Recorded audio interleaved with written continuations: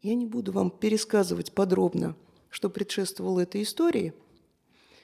Ну, поверьте мне на слово, что сюжет, который сейчас перед вами развернется, вам хорошо знаком, даже если вы не читали «Сильмариллион» Толкина. Собственно, история эта начинается с Великой войны, которая происходила в Средиземье. Эта война шла за волшебные камни Сильмарилли, и с одной стороны были силы темного врага мира Мелькора, а с другой – эльфийские короли. Ну, там еще были какие-то люди, которые были тогда еще молодыми, глупыми, и их, в общем-то, как пешки разыгрывали в этой игре. Но у людей, согласно концепции мира Толкина, был такой дар – свобода выбора. Ну вот они свободно и выбирали. Кто-то выбирал сторону эльфов, кто-то выбирал сторону темного владыки. И эта война шла с переменным успехом. И вот один раз в ней случился такой серьезный перелом, когда темные силы одержали достаточно серьезную победу. Мелькору удалось захватить большие земли. Он повыкинул оттуда несколько эльфийских королей, кучу народа перебил и угнал в рабство. Ну, словом, это был такой очень темный период.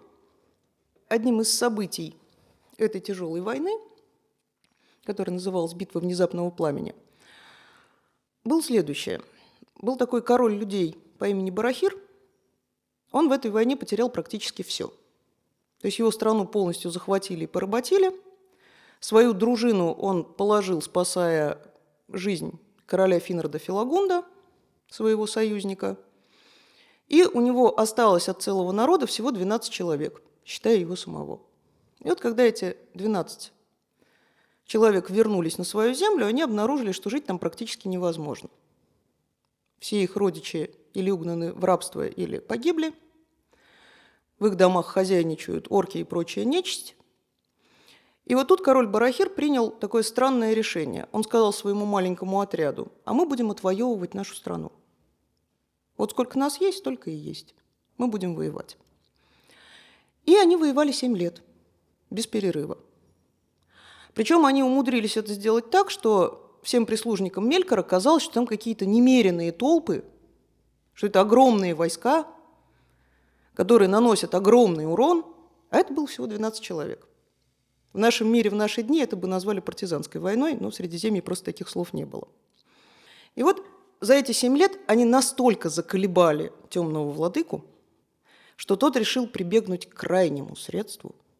Он поручил карательную операцию, чтобы уже навсегда разделаться с шайкой Барахира, самому жестокому и могущественному из своих слуг – Майя Саурону, великому чародею, хорошо знакомому вам по «Властелину колец», ну и «Сильмариллиону».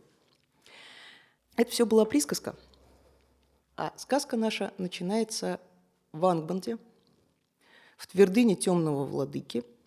Представьте себе огромный мрачный зал, в котором на троне восседает Мелькор.